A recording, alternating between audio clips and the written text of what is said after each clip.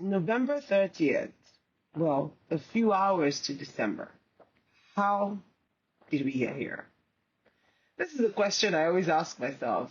As we enter the end of the year, I wonder how quickly the time passed. Just a few days ago, let me say, we were just at the beginning of the year. And now, over 300 days have passed. Don't count it as months because then you would say, oh, 11 months.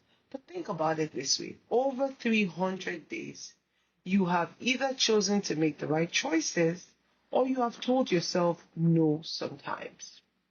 As we go into December, I love December because it's that time where I start to think and assess what can I do better. But in the month of November, I learned something very simple.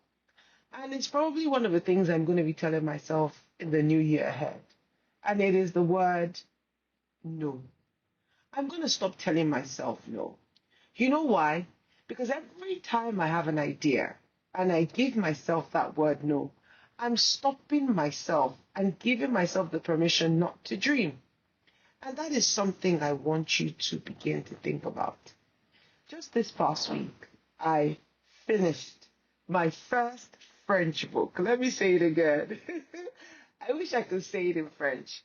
But it was exciting for me, finally, 2 years down the line, finishing my first French book. Now, this book is a book that is very popular amongst younger kids and in schools because it teaches children to be themselves.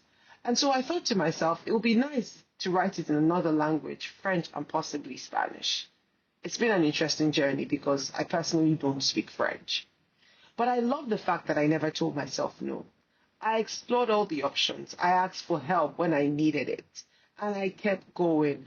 And trust me, this book tried me. I'm excited to see it finally on the shelves across Amazon.